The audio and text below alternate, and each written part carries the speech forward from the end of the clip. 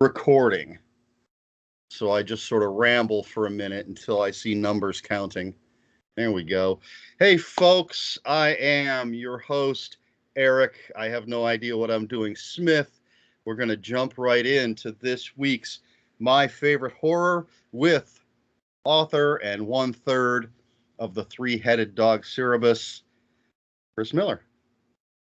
Hey, thank you for having me. All right. I hope I had that right. One-third of Cerebus. Yeah, I am one-third of Cerberus. The other two are Patrick C. Harrison III and Mike Innenbach, M. Innenbach, professionally. Yeah, we kind of created a writing collective, put out a book together last year, got another one that we're just waiting basically on the cover for right now. That one's called Cerberus Exploitation. And we've got a foreword from Lloyd Kaufman of Trona.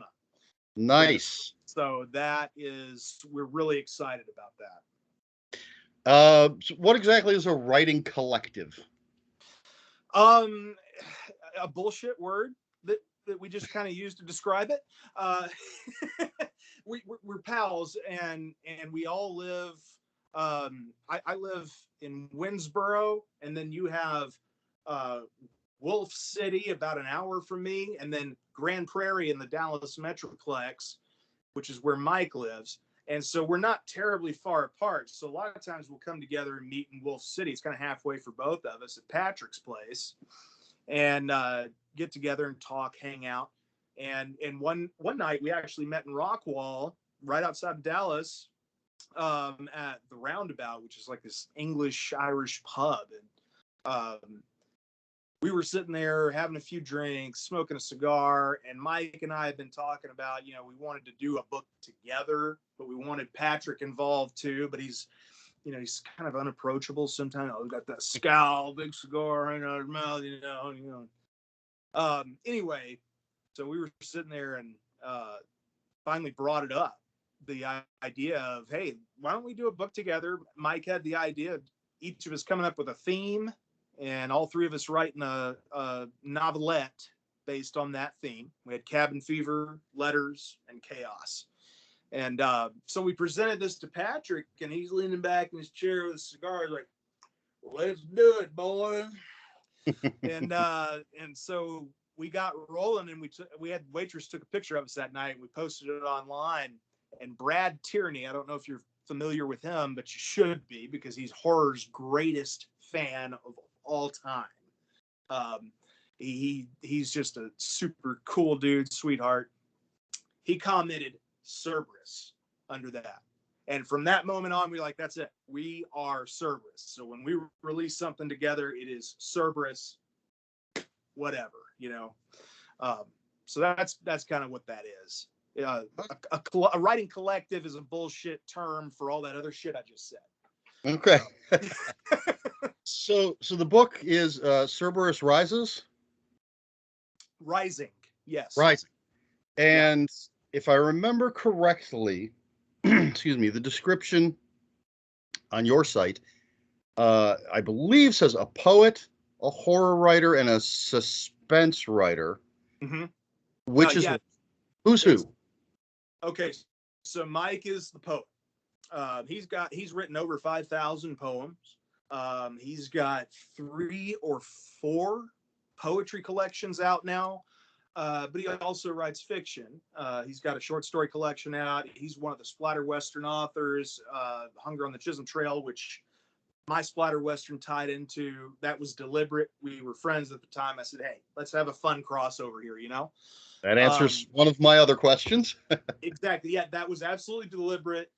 He included my character, and I included his, and we kept it standalone.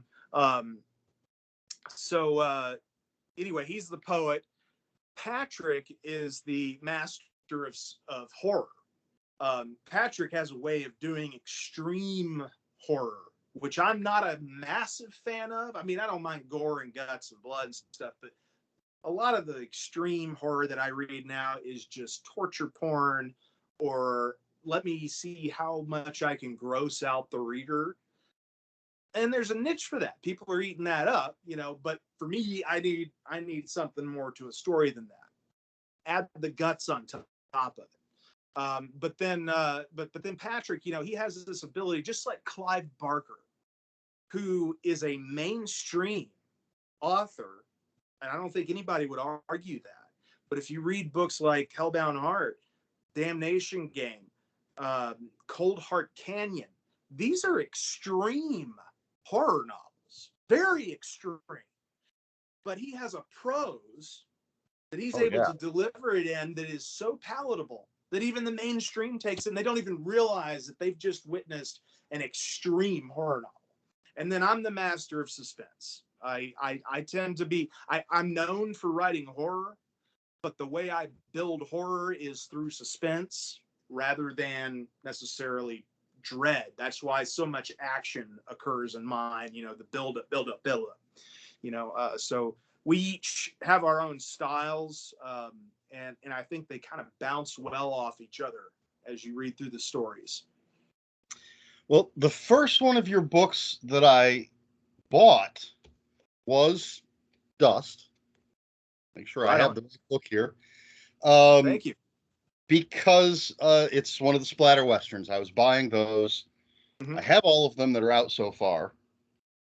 Um, I think I read. I don't actually remember the order I read them. I didn't start in order because I went with Kenzie Jennings, The Red Yeah. Station.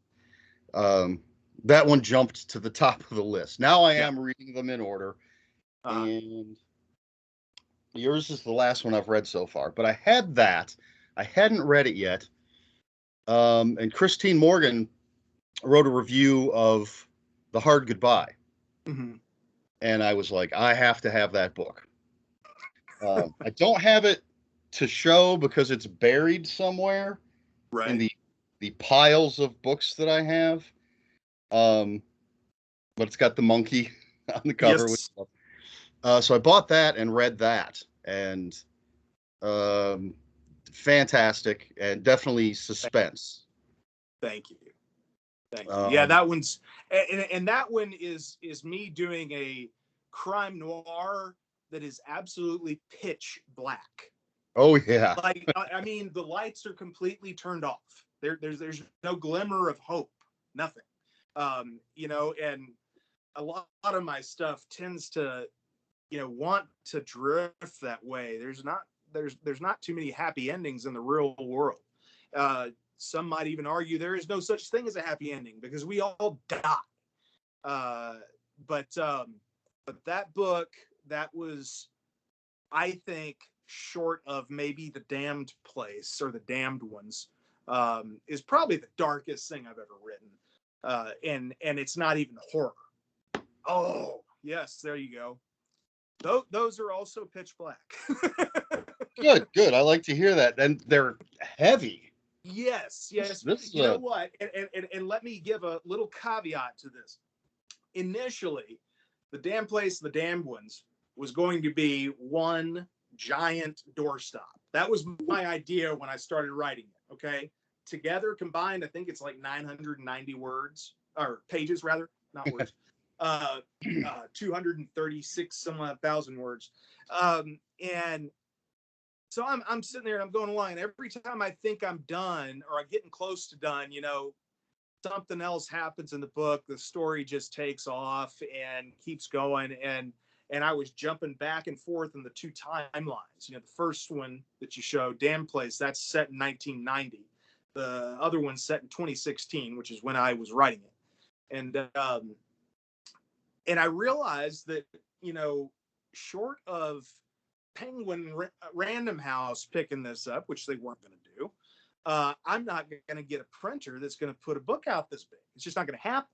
But what I was lucky in is I found going through editing it is that I told two complete stories. You know, it wasn't that the story of the children and then going to the adults were dependent necessarily on each other for a single novel. So that worked out. I was able to make it into two novels, and you know, they've had pretty good feedback. overall on those. And then Dusk is an unofficial part 3 to that. So I noticed in some of the reviews, people were like, "Man, there's some hints. Was he referring to it?" Well, not it. I was referring to the Damned Place, and the Damned Place was always intended to be an homage to Stephen King's It and Stranger Things. I had just finished reading It for the second time, and just finished watching the first season of Stranger Things, and I was like, I want to tell a story like that, just like that, but my way. So there's a lot of similarities and things like that. And people are like, oh, well, it's derivative. Yes, it is derivative. It was deliberately deliberate. You know what I'm saying? Yes. I can't speak now. Derivative.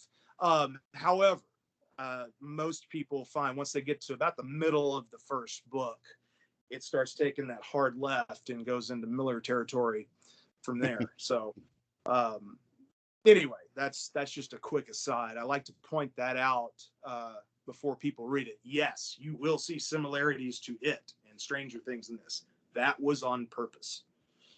So, well, I guess maybe then it's a good thing that I have never read It yet. That's perfect. That's perfect. Once I'll read that after I read these, and I'll be, that's Stephen King's ripping off Chris Miller. Yeah. Hack. He had well, while I have you here and we're talking about It, I'll get your opinion, because everyone keeps telling me that I've wasted my money. I a couple weeks ago finally bought It Chapter 2 to watch. I have not seen it yet. And yeah, almost everybody said I've wasted my $7.50. Any thoughts on that? Is it worth watching? I disagree. I disagree with that. Finally. I went and saw the first. I saw both of them in theaters. And when I went to see the second one, I was really pumped. I had just sat down and rewatched the first one, which I thought was an excellent retelling of the childhood portion of that book. And I watched the chapter 2, and I thought it was okay the first time I saw it. I didn't think it was bad. I didn't think it was great, though. And so I was a little disappointed. I thought chapter 1 was better than chapter 2. Later on, they're out on video. My kids are begging me to watch it. And I'm like, all right, I like scaring the shit out of children. So we pop in chapter 1. We all think it's fantastic, except for my daughter, because the clown, Pennywise. And then we watched chapter 2, and it was the second time, and I wasn't even planning to even stay in the room that much. I was going to go, handle some chores or do some writing or something. But I found myself hooked the second time around, and I enjoyed it a lot more. I appreciated it a lot more the second time around. Bill Hader is amazing in that movie. And the guy, I forget his name. The guy who plays, what's his name? Eddie. The guy who plays Eddie as an adult, terrific. And those two really played off each other wonderfully. One of my complaints had been that, what's his name? James McAvoy, terrific, very wide-ranged actor. And if you don't believe me, watch Split. And if you still disagree, I'll just have you killed, because you can't breathe the same air I can. That was a brilliant performance, all those different characters in one. And so he's got the acting chops, and they just didn't do much with it. I understand Bill Denbrough's kind of the straight character, the anchor character, the most regular, the least eccentric. And it almost makes me wish they would have put him in a different role and used somebody else there so that he could have expressed his acting chops. That said, he doesn't turn in a bad performance by any stretch. It's just he didn't get to use that range that I know he has. And maybe that's testament to his acting, that it was so understated. I don't know. I mean, I enjoyed it a lot more the second time around. That's the best answer I can give you. All right. I still think the first one is superior. Okay, well, that makes me feel a little bit better. I still haven't watched it. but now I don't feel I threw that $7.50 plus tax away. That's not it. It's not. You didn't trash your money. All right. You could do worse. How did you get involved with doing a splatter western? Okay, so I wrote The Hard Goodbye, and initially, now the first time I wrote it was probably close to 20 years ago, and it was a novelette. It was about 12,000 words. This is a very young writer, and it had some cool ideas, but it wasn't even a full skeleton really of the story. Later on, I decided after my first novel had come out that I self-published, A Murder of Saints. I decided I wanted to relook at that because I really love crime. I love batshit crime. That's what I call it, like Fargo, like Tarantino, Pulp Fiction, Reservoir Dogs, even Jackie Brown, Robert Rodriguez's Desperado, the batshit crime stories that are over the top. We're not trying to win an Academy Award here, and here's what I think of you to the Oscars. We're just going to have a good fun time, like the old Grindhouse movies. Right. I love that kind of thing, and I love crime movies. So I revisited it, started rewriting it. Before I knew it, it was 42,000 words, which in most circles barely constitutes a novel.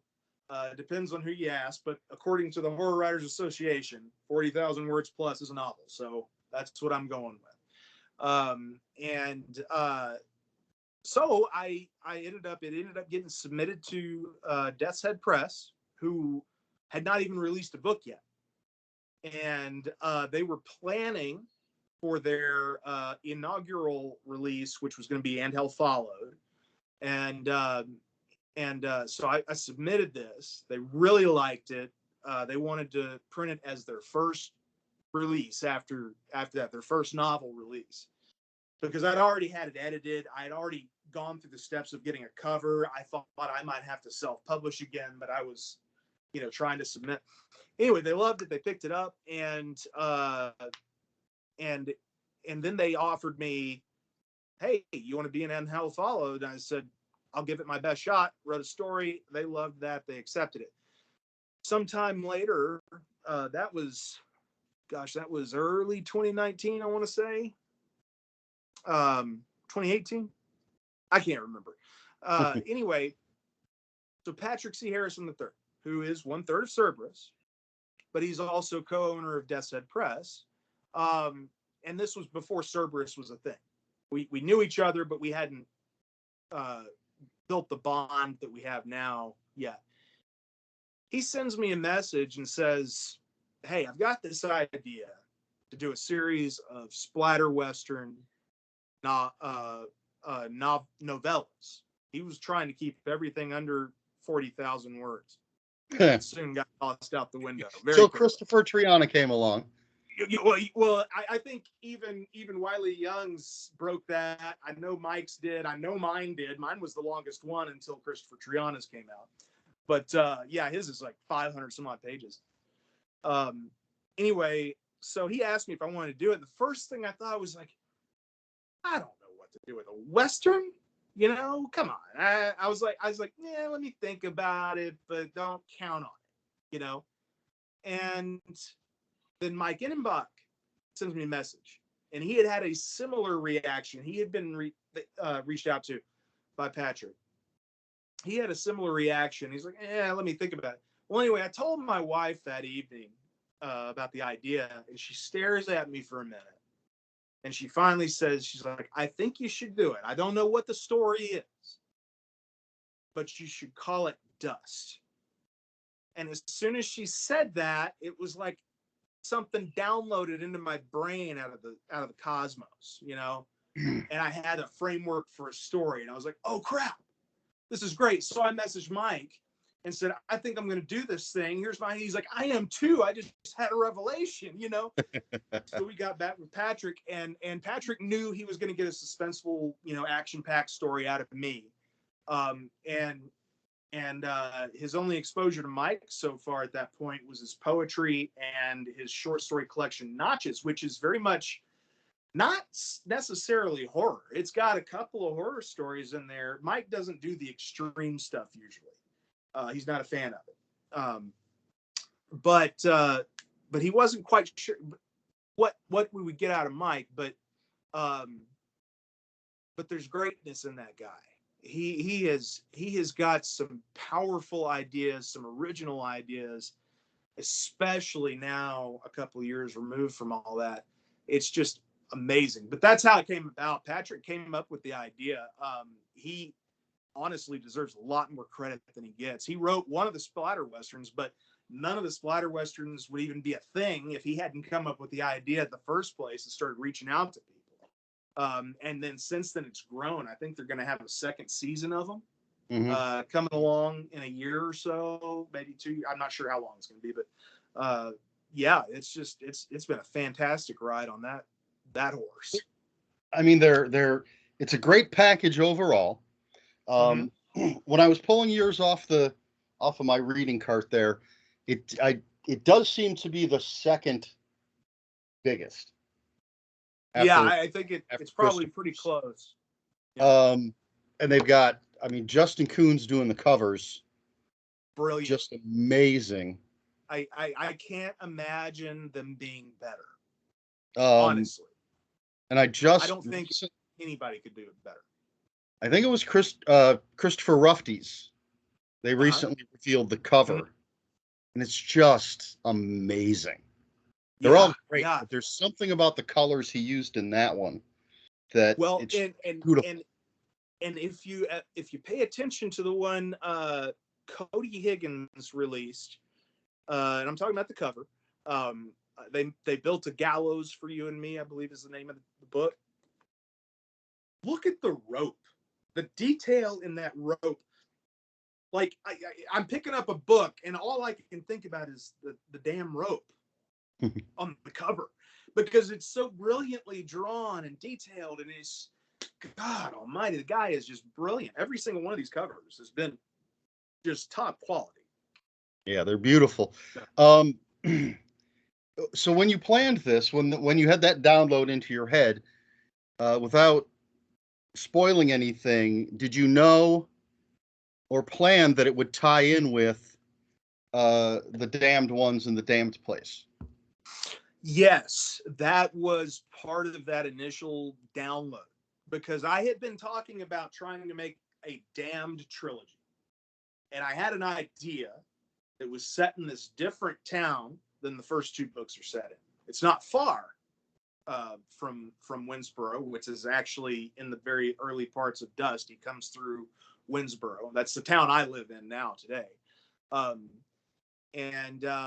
So it wasn't going to be far from there, but I imagined this fictional town that literally was surrounded on three sides by a lake.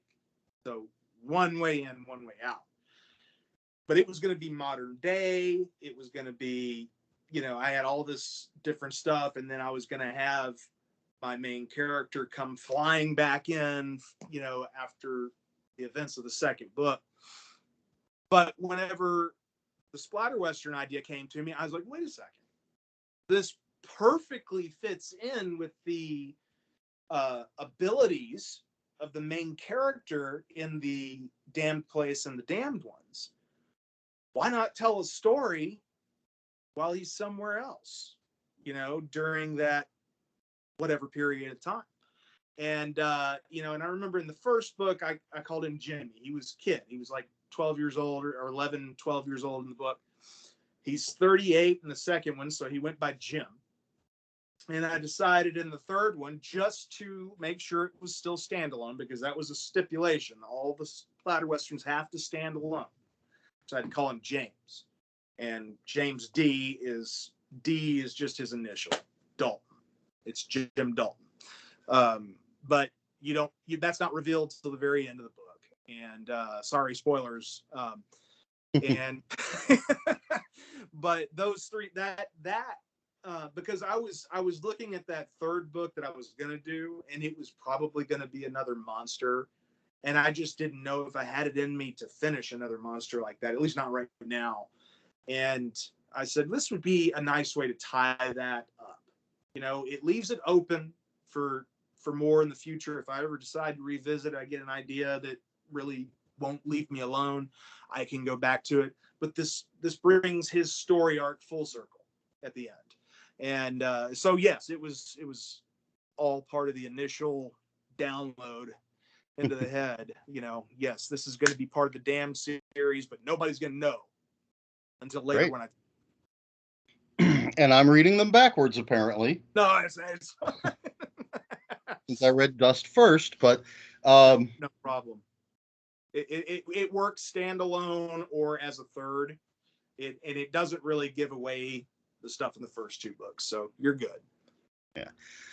All right. So we're closing in on our main event here, no pun intended. But I did want to mention when I approached you about doing this, and I always tell people, you can pick a movie, you can pick a book, and you said, well, this is the movie, or we could do Mr. Mercedes. Yeah. And I, at that point, had not read Mr. Mercedes. I owned a copy because now, are you all caught up on your Stephen King reading? I'm 99.9% sure I've read every one of his novels. Okay. And almost all of his short fiction work that's out there. If I've found it, I've read it at some point. Yeah. I even recently I just did the audiobook for Billy Summers. So okay. I'm probably at 50%, if that, because there's a huge chunk of time when I was not reading any Stephen King. But right. I sort of vague. The message I sent you was sort of vague because I didn't know if you had read The Outsider. Yes, I have. Yeah. Because that was my introduction to Holly Gibney. Mm-hmm. And I immediately went and bought Mr. Mercedes, Finders Keepers, and End of Watch. Right. Because she is now my favorite Stephen King character. I'd be hard pressed to say there's any other that I like more. I fell in love with her in Mr. Mercedes, and she has continued to get better all the way through it, If It Bleeds. Right. And I want more. I would like absolutely. To see more. But I did. So I did drop what I was reading and blow through Mr. Mercedes, just in case. I wanted you to have that option that we could talk about that. And so, yeah, it was nice to see now, since I had read The Outsider, I had read If It Bleeds, and now I finally got the actual introduction of the character. And she was still a little more off the rails. Yep. Yeah. That trilogy, that initial trilogy, is it's about Bill Hodges, but it's also about Holly Gibney coming into her own and becoming her own person. And even with the I don't know if you'd necessarily call it a disability because she's kind of a genius, but with her social awkwardness, all of that, able to overcome and ultimately be the heroine. Mm-hmm. Just a great story,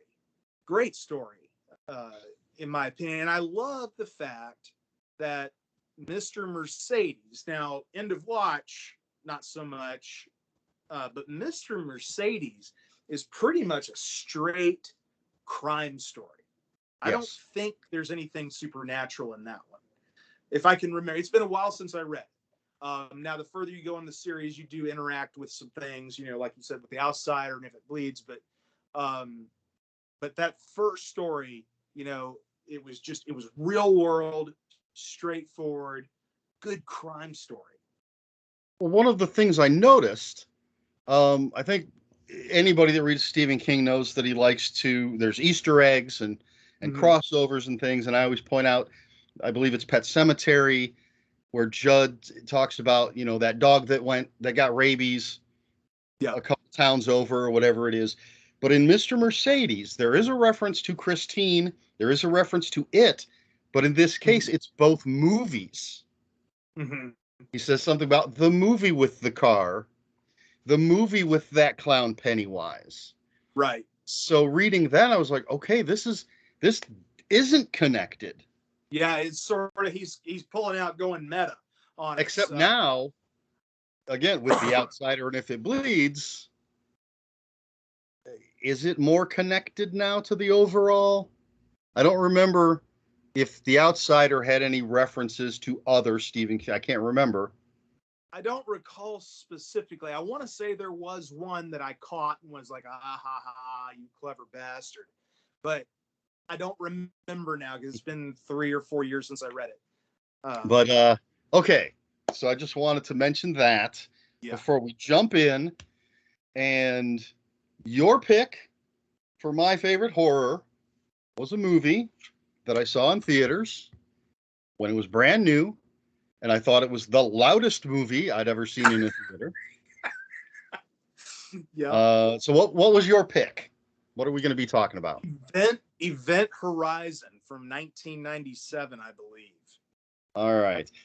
And I don't know why I do this build up because the title of this video, when it goes up, is it's going to be right there. People know what we're talking about. But there's my copy Right. of the Blu-ray right there. Beautiful. So this is directed by before he had the WS. It just Yeah. says Paul Anderson, Right. but Paul W.S. Anderson, and written by. I had this information. Do you remember who wrote it? I'm looking it up. It's on my phone. Where is it? I Philip don't. Eisner. Okay. Okay. Philip Eisner stars Lawrence Fishburne, Sam Neill, Kathleen Quinlan, Julia Richardson, Jack Noseworthy. Great cast. Mm-hmm. So first of all,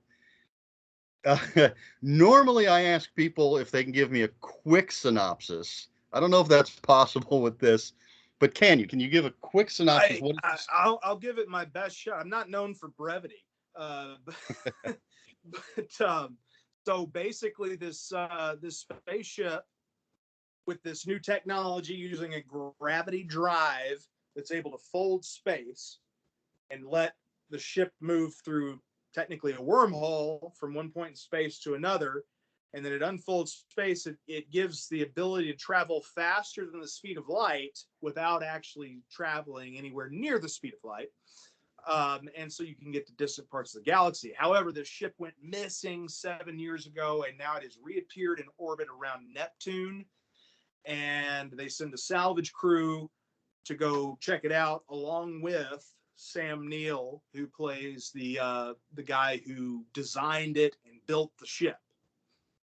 And they get there, but it's not very long before they realize this ship has been somewhere very bad, and it's haunted, and has echoes of The Shining, also echoes of Lovecraft all over the place, and anyway, it's about madness ultimately, is what it comes down to in the end, and man's drive to explore maybe what we were never meant to do, and the consequences that could come from that. I don't know how short a synopsis that is, but That's that's fine. I don't know. It could have been much longer yeah, because there's yeah. so much. Um, and then before we start really digging in, why is this one of your favorite horror movies? I was 16 years old when this came out, and my parents were very fundamentalist Christian family, so it was very rare that I could go see an R-rated movie without trying to sneak in. They wouldn't take me or whatever. But the trailers for this thing, I can remember. It's all space oriented, and they let me watch Aliens and Alien. Stuff like that was considered okay. So they kind of saw this. Oh, this is kind of like an Alien movie. So they let me and two of my buddies, same age, they dropped us off at the theater, bought the tickets for us. We went in. They came to pick us up later. It scared the shit out of all three of us, and you're right, it was the loudest movie I've ever seen. And maybe that has part of what just had me constantly in anxiety.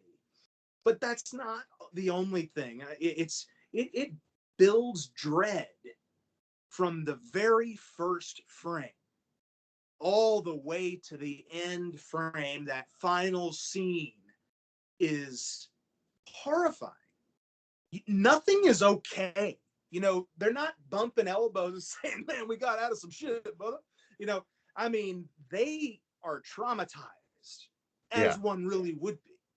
And while it has a couple of small moments, I think, where the special effects haven't aged well, I think overall it has. When they first come into the ship, you see the ticking watch come across. Looks a little cheesy. Mhm. But when you turn the gravity on and the body falls and shatters, not cheesy at all. Yeah. And then you see lightning, you know, coming through, I guess, from Neptune, and it lights up, you know, these panels, and there's this Oh, growth that of scene. gore. You know, that whole thing. It's just dread.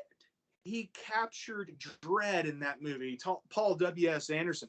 And I think he did the W.S. because there's also Paul Thomas Anderson, who Right. makes completely different types of movies. And I can't say that I have really loved any of Paul W.S. Anderson's movies since Event Horizon. The Resident Evils, nah. You know, Alien versus Predator Part 1, if you click your brain off, you might have fun, but you got to have your brain off. With Event Horizon, I didn't have to turn my brain off at any point. And it knows how to make you feel isolated. I mean, space is already isolated. I think space is the perfect place to tell a horror story, tell any story. You know, there's great, you know, military space operas and stuff out there too, but a horror story works so well when there's that feeling of isolation. And there's nothing more isolating than being on a spaceship out in the cosmos. So there's nowhere to run. If you've got a problem, you've got to fix it. You can't call a wrecker. You know, it's just, it helps to build the suspense all the way through. And then watching Sam Neill's character's mind break down through that movie, I thought that was a brilliant performance. And I'm not going to lie to you. When we got home that night, I was 16 years old. The three of us, grown almost, you know, 16-year-old boys, we're tough, you know, we're macho. My sister was off with a friend. The hallway going down to my room was at the very end. Lights were off. Her room was before mine and the lights were on. We went to her room and we spent the night there. All three of us were that scared. I didn't watch that movie again for probably at least 8 years, maybe longer. And on the smaller screen, I didn't have the booming music in my ears to jar me quite so much. And so over the years, I've watched it, like I said, probably 10 or 15 times now. And it's just become one of my all-time favorite. I never get tired of it. It's one I can pop in. Anybody ever says, hey, do you want to watch Event Horizon? My answer is always yes. All right, great. I forgot to mention when we started, folks watching this, spoilers. Yep. If you haven't seen it, it's barely over an hour and a half. You can just pause this video, go watch Event Horizon because you should see it anyway, and then you can come back. But that's had to put that out there. Yeah, so as I said, I saw it in theaters when it was brand new. I was a little older than you. Absolutely the loudest thing I've ever seen in a theater. Yes. And I've seen it a few times since then, and I rewatched it today as of this recording. And yeah, it holds up completely. Mm-hmm. And since I knew we were doing this, and I'm sort of watching it with a more analytical eye, I suppose, Mm-hmm. I could see I don't know if influences is the right word, but it's essentially a haunted house story. Mm-hmm. Just happens to be in space. And I could see all the little things from haunted house stories. And of course, my mind went to The Shining and The Haunting, Mm-hmm. where it's more not that they're in a place that has these ghosts, the place itself is the ghost, for lack of a Yeah, better way to yeah. put it. It's Um, basically become its own entity. yeah, Yeah. but um, but there were little things like when kind of jumping around here, but when Jack Noseworthy's character gets sucked in and then he's shot out of the engine, the drive, and then there's that burst that cripples their ship Uh-huh. so that they're stuck and they've got this 20 hours to fix their ship. But I'm like, okay, this is the part where they're snowed in, or the bridges are flooded, or the car won't start. This is the Mm-hmm. thing that traps them, and you can see it as part of a haunted house story. Right. It's the bridge down in Evil Dead. Yeah. Yeah. And oh, see, now I had a couple other specific examples, but again, as watching it, I could just see the parallels between this and your classic haunted house stories. Sure. Sure. Um, so and I like how it goes from the Paramount, I believe, yes, the Paramount logo at the very beginning, and just the camera just drifts up into space, into essentially into the movie, Mm-hmm. and we get the credits, but it's I always like when that sort of thing happens. Yeah. Yeah. It's a Oh, nice touch. and I always like when something older, and I think we get it with much older stuff, but it even works with this. We're getting an info dump at the beginning, and it says 2015, the first colony on the moon, or whatever. I'm like, okay, they We were missed that. really a little over positive on that one. You should go back and watch some of the early 30s movies where it was Right. like 1990s and we were flying all through space and stuff like that. It's just hysterical how optimistic they were of what we were That's what I seeing. was thinking. We're going back. I always go back to Asimov, and I think in iRobot, like the stories there take place in the 60s or 70s. I mean, it's crazy Wow. that, oh, we have these artificial intelligent robots and all this stuff, and oh, it's 1963. All right. As Ultimate. people always say, where's my jetpack or my flying car? Come on, we should have that by now. Exactly. But I did like that. I want a weekend away on the moon. There you go. Um, so then I think I can't. That's the only year that I remember because it was 6 years ago. Apparently, we had a colony on the moon. But it does give us then they started on Mars, and then they get to this ship, the Event Horizon, Right. And it's and like it disappears. 2047 or I something. think so. Yeah. Yeah. Um, It's something like that. and they say they lost contact, biggest space disaster on record. Right. Then we meet Sam Neill, Dr. Weir. Dr. Weir. And to me, Sam Neill, I think most people would probably go Jurassic Park, but for me, it's this and At the Mouth of Madness. Exactly. In, I in the totally agree. In the Mouth of Madness and Event Horizon, hands down, his best performances. He's great in Jurassic Park. No, no argument with that. I just think he brings it to another level in these other movies. And speaking of In the Mouth of Madness, that ending, he's good at going nuts. He doesn't go crazy in Jurassic Park. You right. know, that's probably why. I mean, he's great at going nuts. And that last scene of In the Mouth of Madness, spoilers again, old movie. he's watching everything he just experienced on the screen, and he's just howling, laughing, eating that popcorn. Brilliant, just brilliant. Yes. And speaking of John Carpenter, one of the other movies that I was reminded of was Prince of Darkness. Uh-huh. Especially again when Jack Noseworthy uh, gets to the gravity drive for the first time and reaches out to that sort of liquidy surface. Right. Very much reminded me of some of the things in Prince of Darkness, Yeah. with the mirrors and everything. And I am a Jack Noseworthy fan. I always go with love him in Idle Hands, and love him in. I'm not a huge John Waters fan, but I love Cecil B. Demented. I've never watched that one.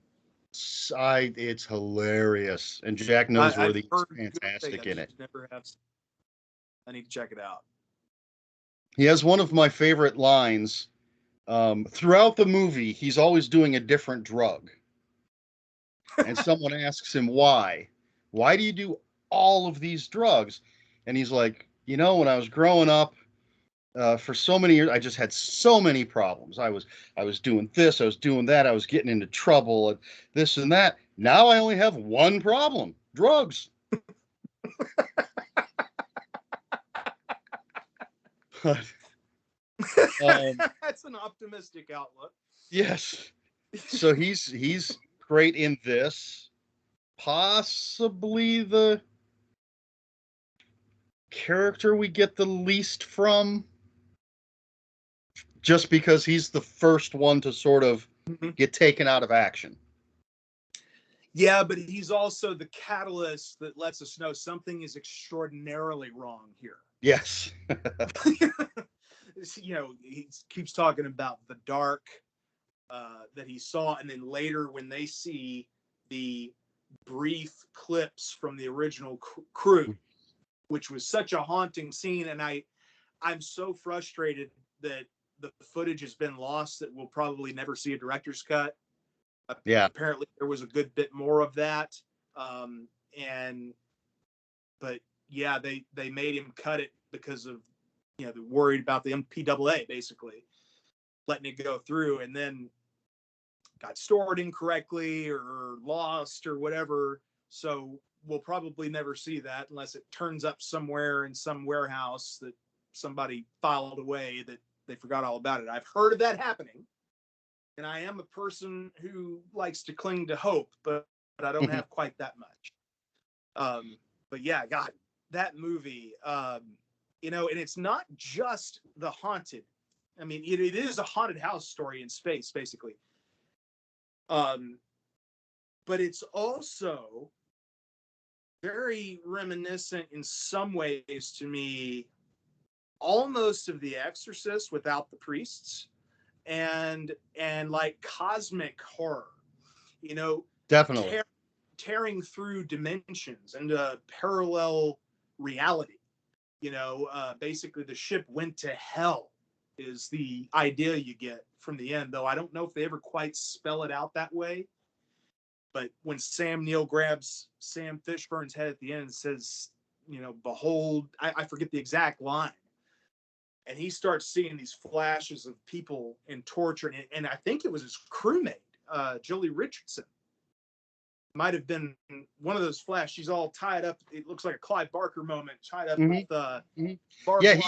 I think he sees all of them in positions that we haven't seen them in. Right. And so his ultimate sacrifice is then further compounded by the fact he's not dead. He didn't die sacrificing them. He went to hell sacrificing them. That's fucked up. Yes. And all the more heroic at the same time.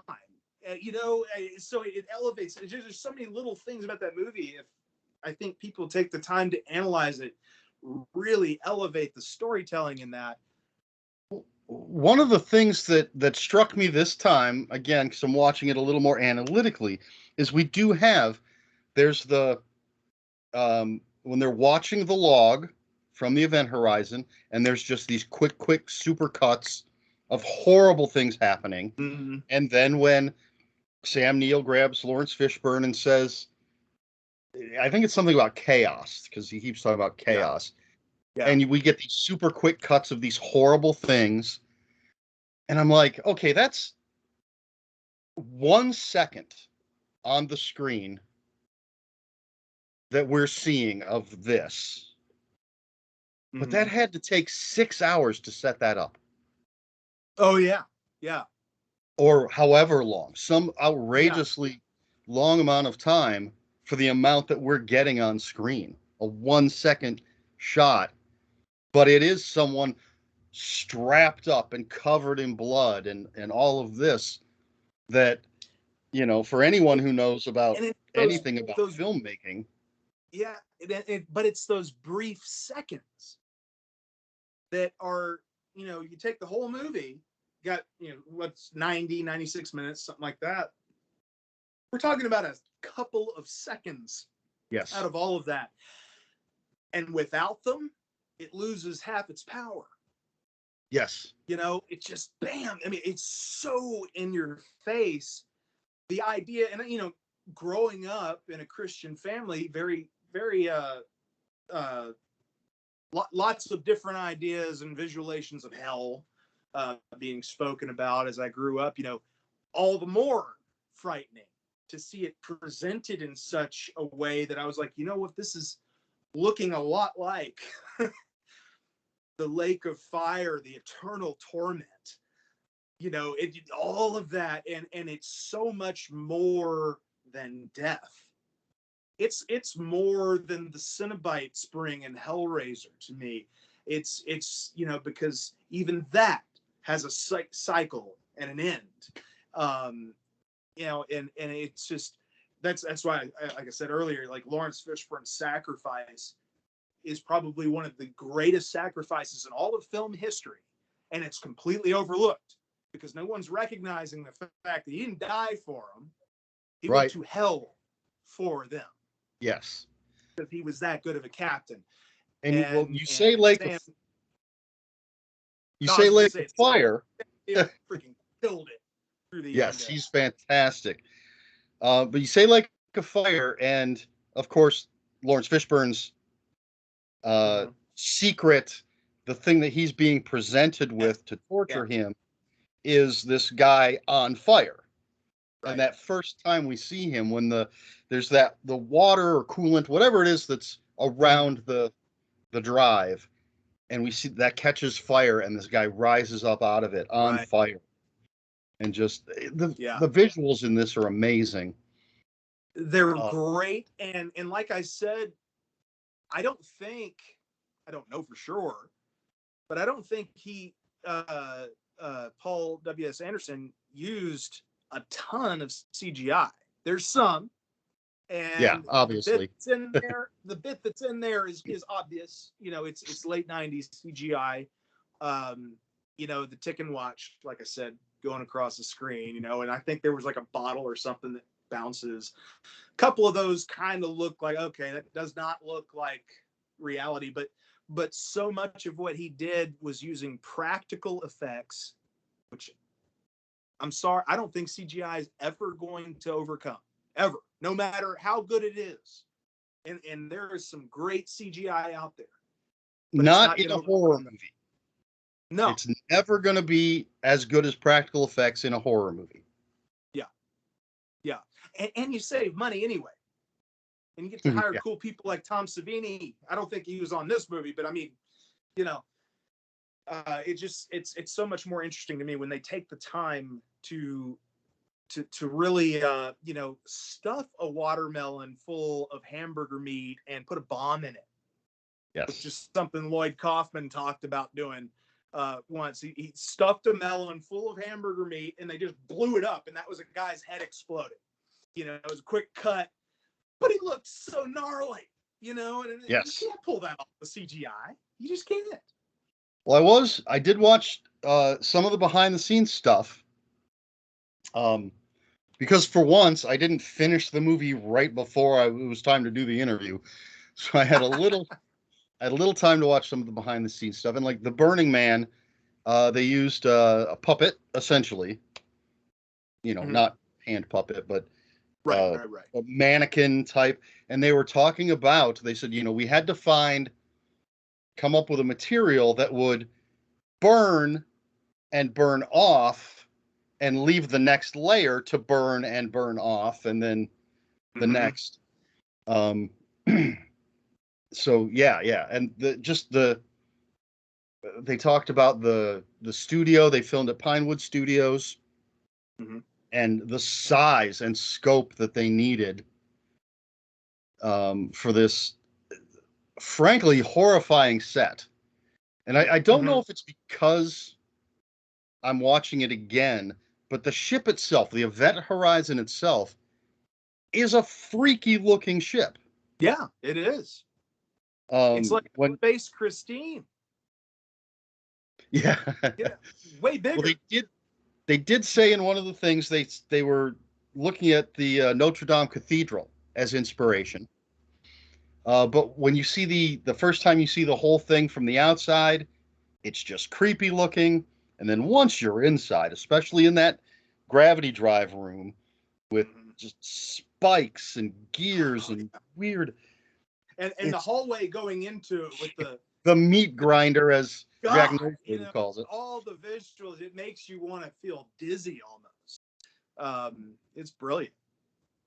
So, for anyone who didn't go ahead and watch this already, um, as Chris said, we meet Sam Neill's character, Dr. Weir. He's called to the Lewis and Clark on this mission, and the Event Horizon has been missing for 7 years. They've received a signal from it, so they're supposed to go and um, rescue the crew and the records. And Sam Neill explains the whole folding space thing, and they get to the ship, and there's no gravity, no atmosphere, all this other stuff, and so they're exploring.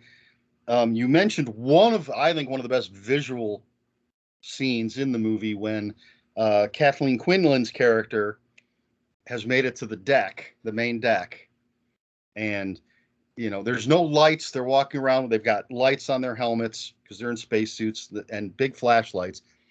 And we see the corner of a console or a desk, and she's like, "I've got blood," and that's when that lightning strikes, Yeah, and she doesn't see it, but we right. see red So foreboding. everywhere. And God. I assume that's just the guts of the crew. Yeah, or some Um, sort of hell growth. I don't know. I mean, it almost looks like it's a organic growth, fungus or mold, um, but it's probably from the insides of people. that scene, and it's such a quick, just that Yep. flicker of lightning, and we the audience see it, and it's just holy shit, what went on here? Hmm. And it's touches like that, and as you said, I'm not a huge Paul W.S. Anderson fan. Not Right. a huge fan of the Resident Evil movies. I've seen the first three. That's it. Um, I've seen Mortal Kombat. He did the original I Mortal Kombat. forgot that he made that one. I forgot. Um, Yeah, yeah, for what it is, fun. kind of thing. But yeah, I don't know. I think if he had maintained this quality, I don't know if that's the. No, I don't know if he fell out with certain producers after this movie. I know that there was some internal struggles back and forth uh, because of some of the content that he wanted to leave in and they wanted to have cut out. And so I know they had a little bout. So I wonder if after that movie, he's just started, you know, I'm gonna go for the big CGI, make a bunch of money stuff, you Eh? know. And unfortunately, very few directors seem to be able to come back from it. Think of Peter Jackson. He did Bad Taste. He did Dead Alive. Brilliant, super gory movies. The Frighteners was terrific, fun horror flick. He did all these. Then he did the Lord of the Rings, did King Kong, and he did the Hobbit. I don't know that he can come back and do a little low budget movie. I think the only person I could think of that's able to do that, or who has shown that he's able to do that, was Sam Raimi with Drag Me to Hell. After he did the Spider-Man franchise, the initial one, which was huge, all kinds of money, and maybe even after he did Oz, I can't remember. Anyway, he did some big movies, and then he came back and did Drag Me to Hell, fine production quality or whatever. I'm sure he had plenty of money behind him, but it was a Sam Raimi movie, Oh, and absolutely. it was great. It was great seeing him back in that element, and I'll never forget, "You tricked me." That's the funniest moment in horror cinema to me ever, when that goat gets possessed. That But so many directors, I feel like once they make that leap into the super big budget blockbuster stuff, coming back to make a smaller, more focused movie like Event Horizon is, it seems to be almost impossible. and Sam Raimi is going back to big budget, Yeah, well, doing yeah. doing the He next seems Doctor to be like Strange. some sort of god that can move between the two. But I don't know of anybody else. He's the exception that proves the rule. Um, See, I was thinking Guillermo del Toro, but I don't know if he's gone that big yet. I don't know.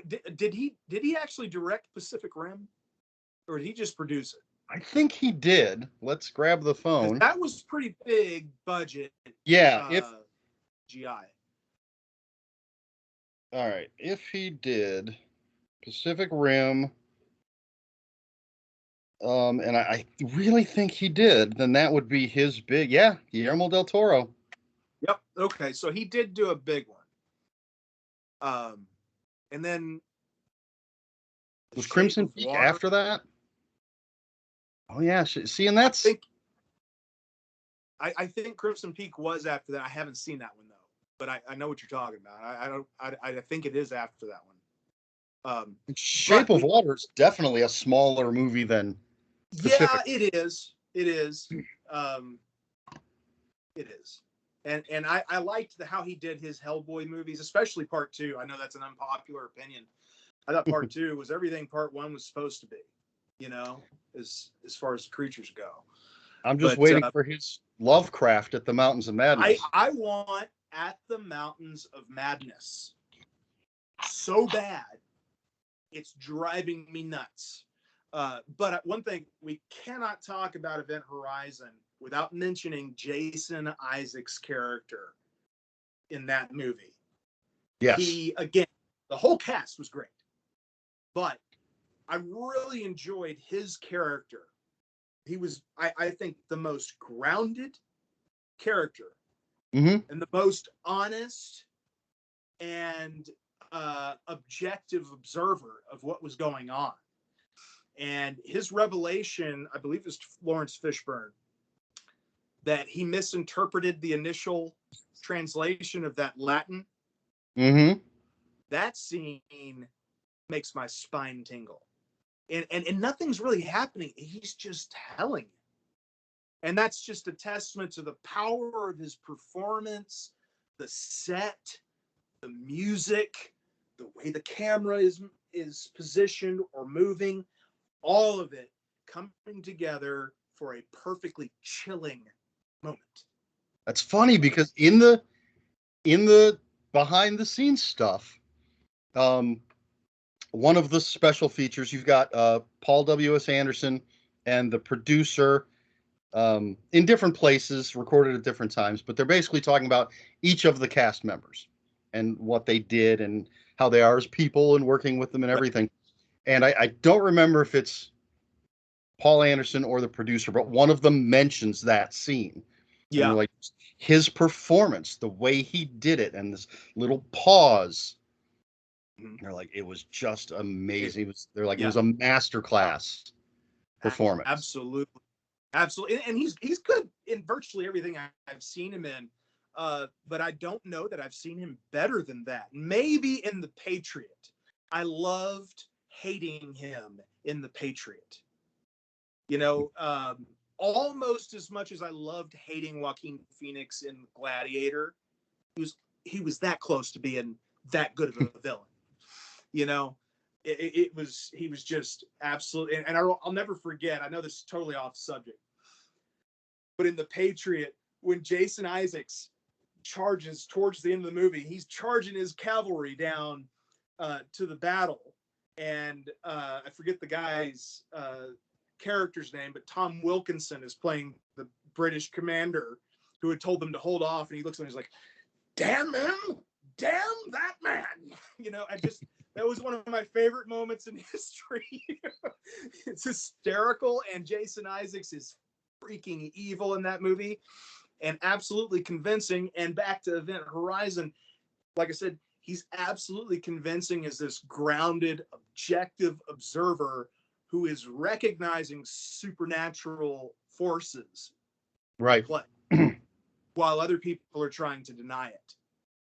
And he's the scientist. You know, he's not a pilot. He's not, you know, he's a doctor. He's the trauma guy. And the fact that he's the one that is trying to convince these skeptics of what's happening, that was an interesting choice to me. Because usually it's the lunatic, and everybody comes around and like, oh, the lunatic was right all along. It's not usually the most sane guy that is coming through that everybody's rejecting. So that's an interesting choice too. And he meets perhaps the most gruesome end. Oh yeah, for sure. But it's between him and Kathleen Quinlan. She goes out with a hard goodbye herself. You know. Not to plug anything, by the way. He did say, Jason Isaacs did say in one of the features that he asked if he could have that body, his own body, to take home. Oh, really? And they were like, no, we're probably going to use it for something else someday. Yeah. Richard T. Jones as Cooper, who's the guy that's kind of comic relief. Yeah, fixes the ship. And coming back at the end, and I'm coming, motherfuckers. Yeah. With his air jets. Sean Pertwee, fantastic. Mm-hmm. And he's not a werewolf in this one. Right. We're fighting werewolves. Love dog soldiers. Shout out to dog soldiers. Yeah, again, just a fantastic cast. Everyone doing a great, great job. I just wonder if we're ever going to get something like that again. You know, it's almost like somebody captured magic in a bottle in that moment by accident. Because it was totally by accident. Because W.S. Anderson is not the greatest director to ever live by a long shot. Lawrence Fishburne's a fine actor. Sam Neill's a great actor. The rest of the cast are all good actors. But I don't know that any one of them could have carried the movie on their own. And that was why it was so great that the whole cast worked so well together. The setting, the story, the willingness to go where it went. It's lightning in a bottle. And I just don't know if we're going to see something like that with that kind of a budget again. And that's the problem with great sci-fi horror, trying to keep it small, because you got to have this budget, you know, create space, all this other stuff. And then the producers are like, well, we need space battles, we need explosions, we need all this. Like, but you're trying to tell this little smaller story that's more haunting.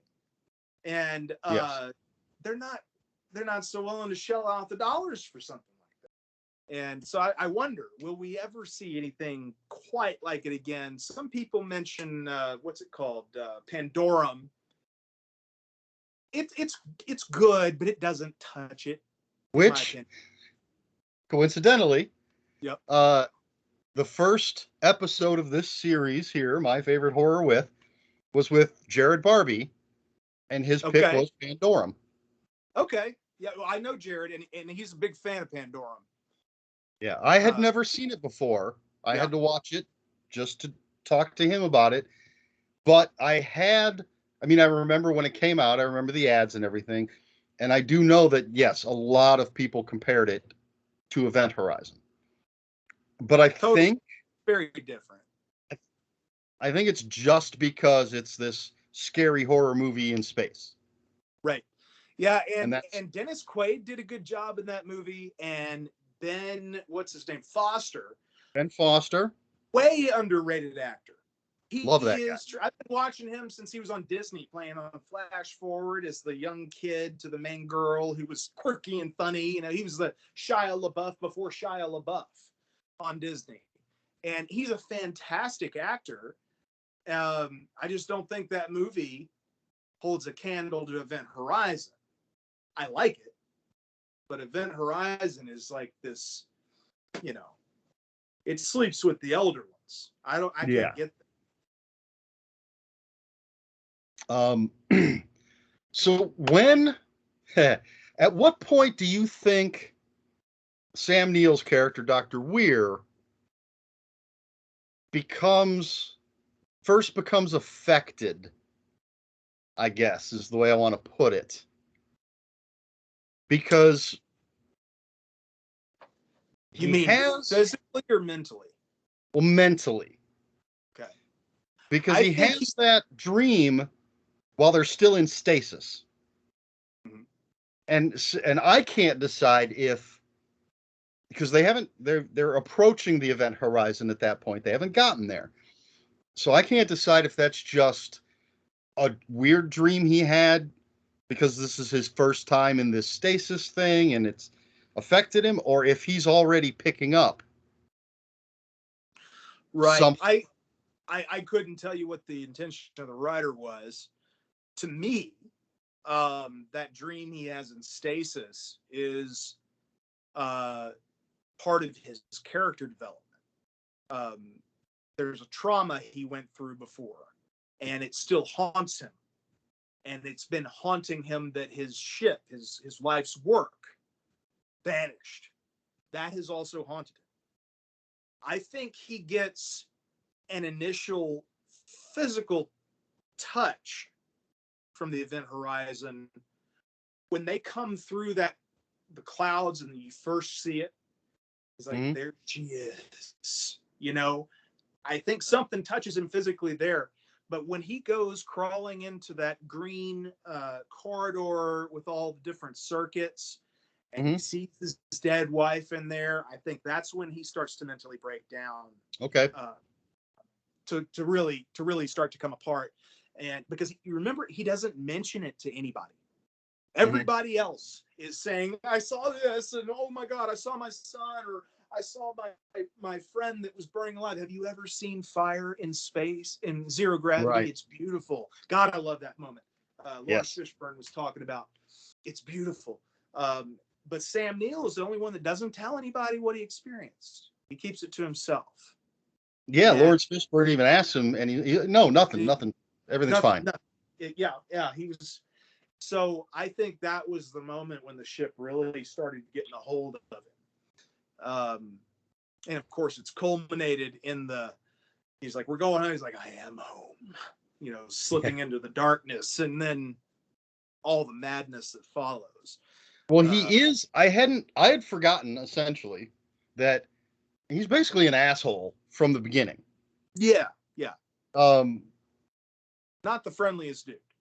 yeah, he's meeting the crew for the first time, trying to explain the gravity drive and all of this stuff, but he's very pompous, Mm, which you could say, well, he's a genius. Obviously, he created this thing, so that's just the way those types of people are. Super intelligent. Um, but even before the influence of the event horizon, he's just an ass. yeah, And he just gets worse. yeah. The effect the ship has on him, it doesn't do any favors. And yeah, so there some stuff happens. Their ship, the Lewis and Clark, is damaged. They've got 20 hours of oxygen, clean air essentially. So they're trying to repair their ship, and basically he starts working at cross purposes with them. He Yep. wants to keep them there. The Event Horizon wants a new crew, Right. um, which is just creepy. Yeah. And then, then all the other, Kathleen Quinlan sees her son, that's a creepy ass scene. Yeah. And you know what? One of the, one of the scariest things to me about that movie, you know, part of it happens in those little flashes they see of the previous crew. And the captain has torn his own eyes out. He's holding his eyes out before him. Okay. And then that scene happens next to the gravity drive with Sam Neill, and it ends with him looking up and the camera's pulling, screaming, and the next time we see him, he's got no eyeballs. Yet he can see just fine. Yes. And he's like, where we're going, we don't need eyes. And then when he's resurrected out of there, scarred and bald and everything, he has his eyes back.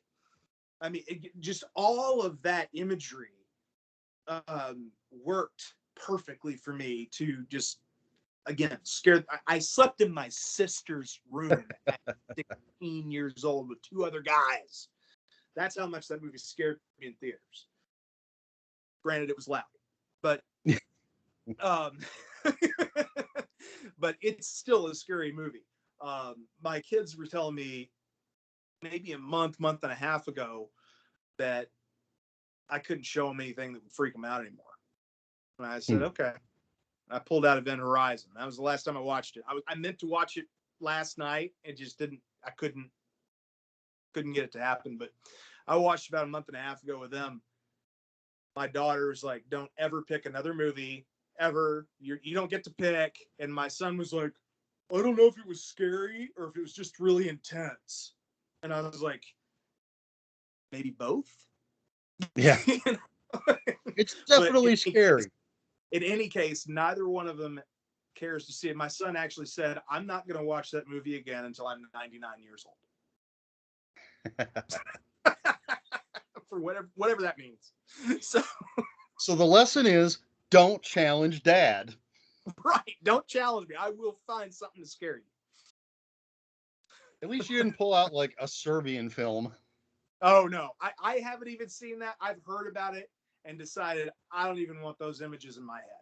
I no disrespect to other people who enjoy it, but there's a limit for me, and I don't see myself being able to watch that one. I see. It's hard to say. I don't want to say I enjoyed it. Mm-hmm. I don't want to say I liked it, but I don't know what other words to use. I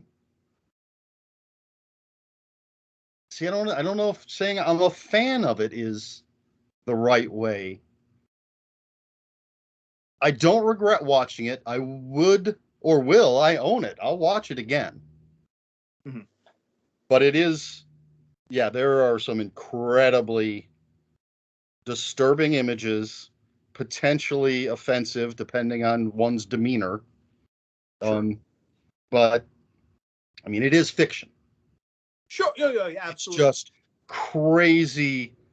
The people that have talked to me about it have tried to get me to watch it, and of course I've heard it's super extreme, and I'm like, usually when I hear that, I kind of,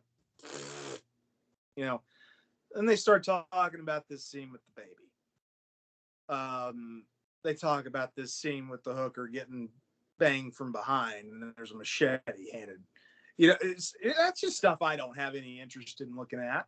I don't write that kind of horror, and I'm all about blood and guts and everything, but nastiness for its own sake. And I'm not saying, I can't necessarily say that about a Serbian film. I haven't seen it. Maybe it's not for its own sake.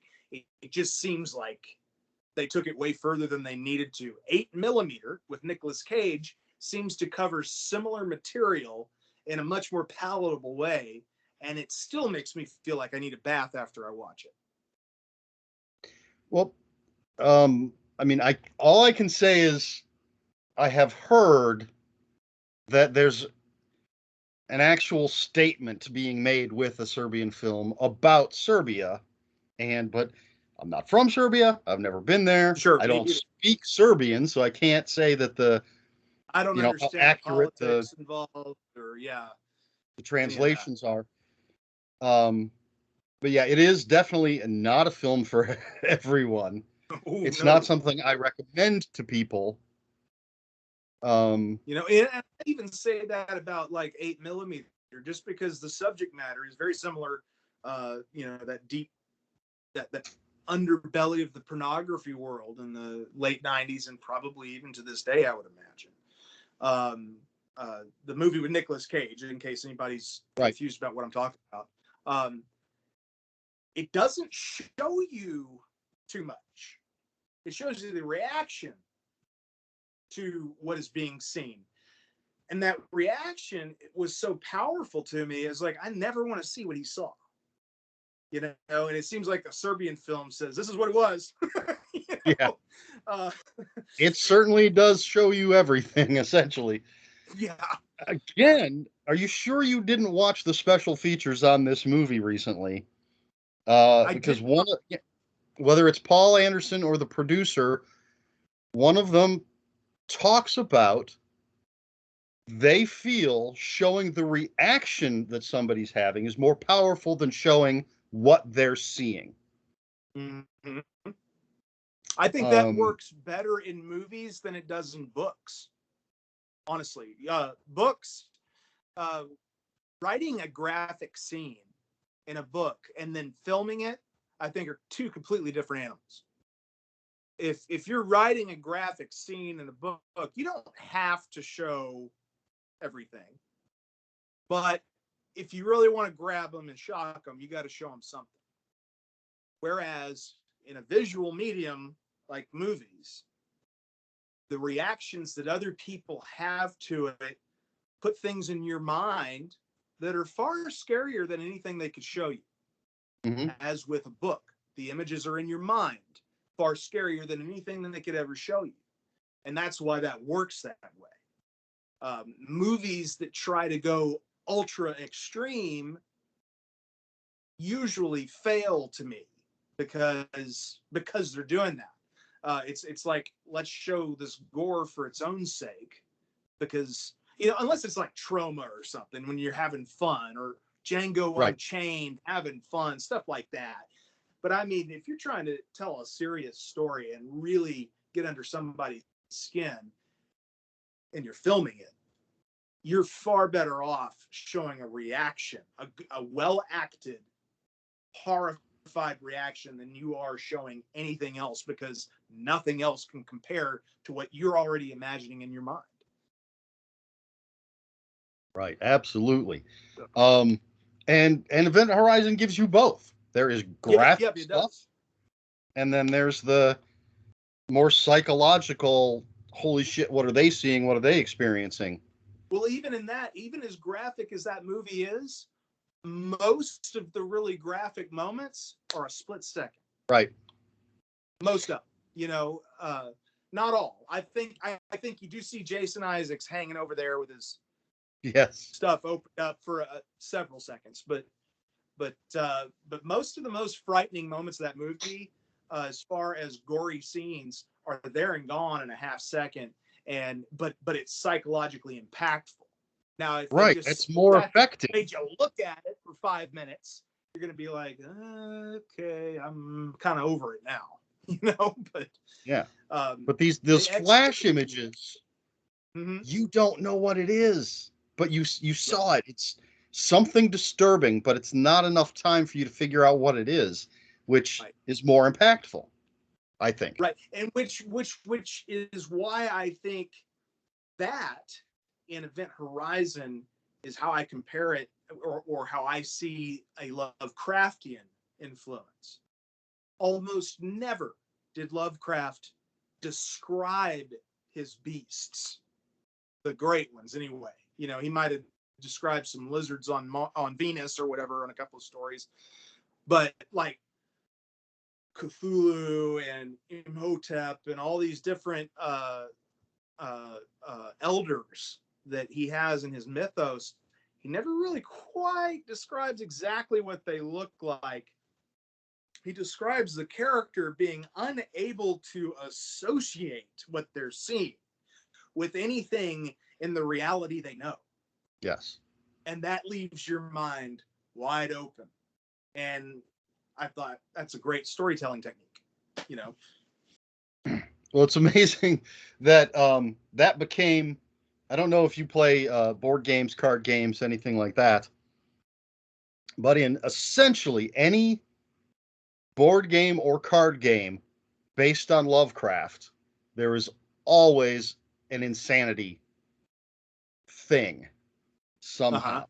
As a matter of fact, in most of them, if it's a survival type of game, it's not about, um, well, a lot of them split it, but it's not just if you lose all your hit points or all your health, you're out. If you lose your sanity, Ah, okay. you're out. So there's always that element. That's interesting. And there's a really great one, Mansions of Madness, second edition, which is a board game that's driven by an app. And that and the Arkham Horror, anytime, like if you enter a space with a creature, you have to roll to see if you lose sanity, and if you do, how much.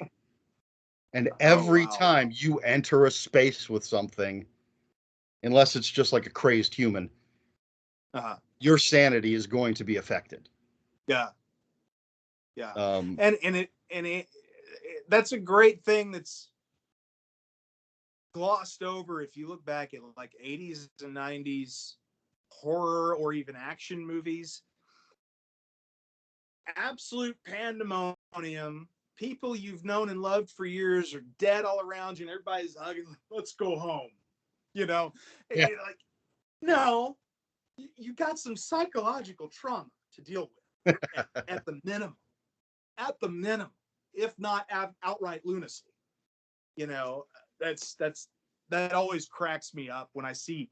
Uh, and I love the movie Commando with Arnold Schwarzenegger. yes, Goes to this island, kills everybody, gets his daughter. He's walking out, and the Marines are landing. And the guy walks up and says, "You leave anything for us, John?"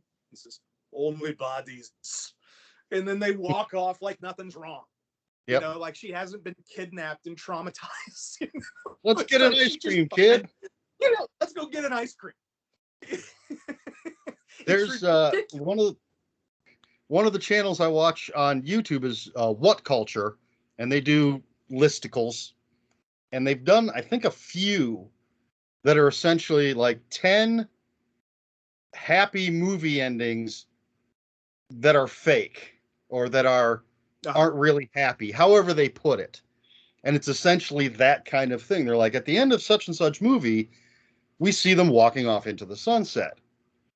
But Mhm. if you think about it for a second, 5 minutes later, they're going to be they're going to need to go to therapy, or they're going to realize the infrastructure of their entire world has been destroyed, or yeah, they're happy they beat the bad guy, but they're now living in a shit world because of what the bad guy did. The Thing is a perfect example of that kind of ending. They kill it. They win. They're sitting in the middle of Antarctica Yeah. dying. There's no chance they're going to survive. But the movie ends with them laughing with each other. Yeah. You know, that's a perfect example of that. Yeah, I know exactly what you're talking All right, let's see. So any final thoughts before we wrap everything up?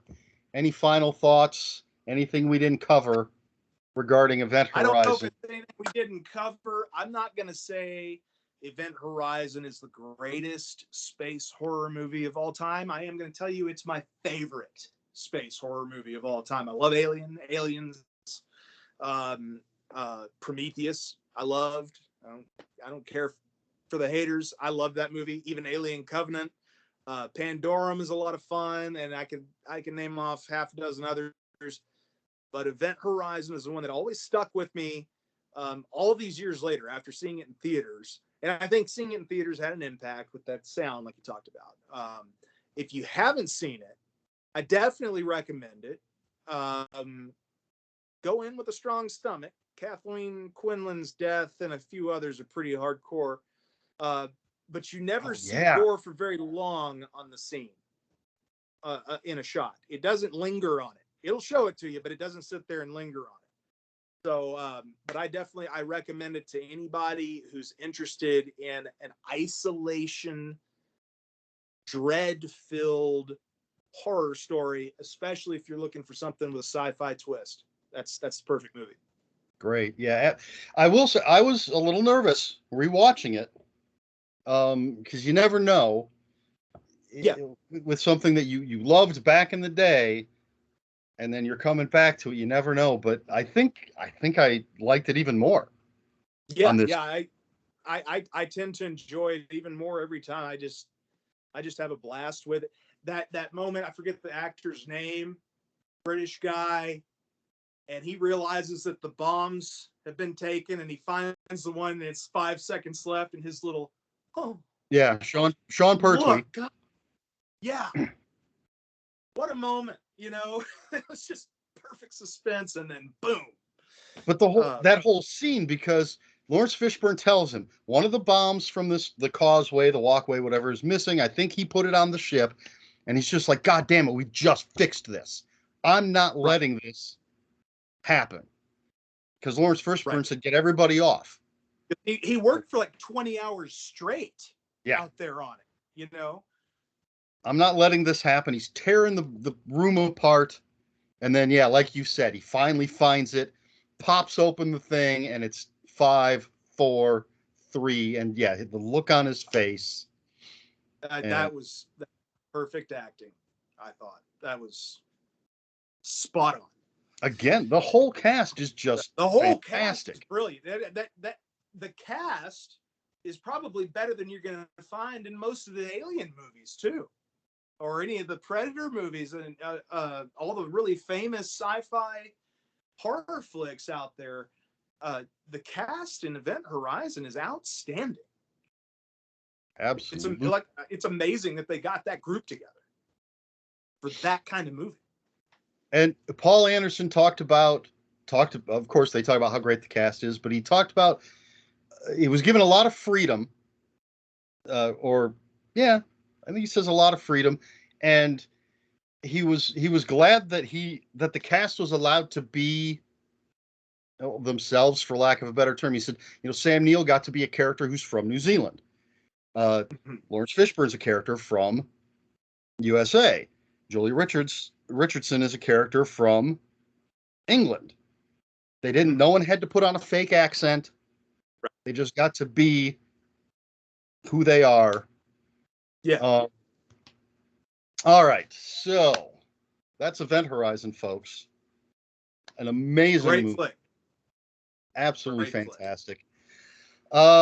So what are you up to now? Can you tell us anything you're working on? Anything coming out? Yeah, well, my next release is going to be most likely Cerberus Exploitation, where in the Cerberus Rising, we each did 3 novelettes each. This is it was supposed to be 3 novellas. Mine kind of is a novel. It's a little longer. And Patrick's is only about 2 or 3,000 words shorter than mine. But it's all about exploitation. We set it in this future world that Mike came up with. Bombs have fallen. There's these great domes over cities, keeps out radiation, ultraviolet rays, blah, blah, blah. Hundreds of miles away from there, there's farmlands where they grow crops, they bring it in, all this kind of stuff. We set it in that world, but tried to bring the exploitation of like 70s grindhouse flicks to Nice. it. Patrick's story has more nudity than all movies ever made combined. Period. Okay. Everybody's fucking naked most of this movie, and it's hysterical, and it's a good story. it's over the top. This is called Vampire Nuns Behind Bars. If that doesn't set off your exploitation radar, nothing's going to. Mike opens us up with Electro Satan Comes to Wolf City, which is the most trauma-esque of the three stories. There's a character named Shitfist, and he uses that as a weapon literally. I'll just let you figure that out on your own. And then I wrote The Sons of Thunder. It's a little bit more serious-minded, but I still go way over the top with the violence and the gore and stuff. And I am probably 3/4 through my next novel, which is actually going to be a crime novel. It's called Waking Up the Devil. And then I've got a couple of anthologies coming out in the next couple of months that I'm also in. But I've kind of cleared my schedule until I finish Waking Up the Devil, and then I've got one more book I want to write. So you may not see me in as many anthologies in the next year or so as you have previously, but trust me, I'm working on some bigger stuff. All right. I do have to say, the only thing missing from those exploitation titles is Of the SS. Yes, especially that first one. Vampire Nuns of the SS in prison. Right. I don't know if he actually calls her a Nazi, but there's a character in there who acts like one. So, I mean, this was Patrick's idea. Mike had the idea for Cerberus Rising. Patrick wanted to do exploitation. The next one it's Cerberus Noir. And nice. we're gonna do some noir stories and in a weird world. But it's got something for everybody. Cybernetic limbs, crazy vehicles, lunatics, Mad Max style encounters, you name it. I mean, it's in this book. That's coming. We're just waiting on the cover, basically. That's mostly what we're waiting on. And then I'll be taking a break from Cerberus stuff for a while until about next March or so, and we'll probably get started on noir. Cool, very cool. Where can folks find you online if you want to be found? Yeah, you can. AuthorChrisMiller.com is my website. It is in sore need of updating, but you can go there and get links to all my books. Figure out what I'm going on. I have a blog on there, and there's all sorts of contact information at CM Wordslinger on Twitter. Chris Miller Author at Chris Miller Author on Instagram. And search me on Facebook, and if you're not a total weirdo, I'll probably add you. I'm the guy with all the weird purple. It's like a cyberpunk looking photo right now as of this recording. So cool. All right. Well, if you could just stick around for a minute once I stop recording, Absolutely. But I'm going to do my outro. So there you have it, folks. Chris Miller, thank you very much for being here talking about Event Horizon. So viewers, if you have any comments or questions, put them in the comments below. I'll have a couple links to Chris's website and maybe his Twitter. I don't know. Please like, share, and subscribe.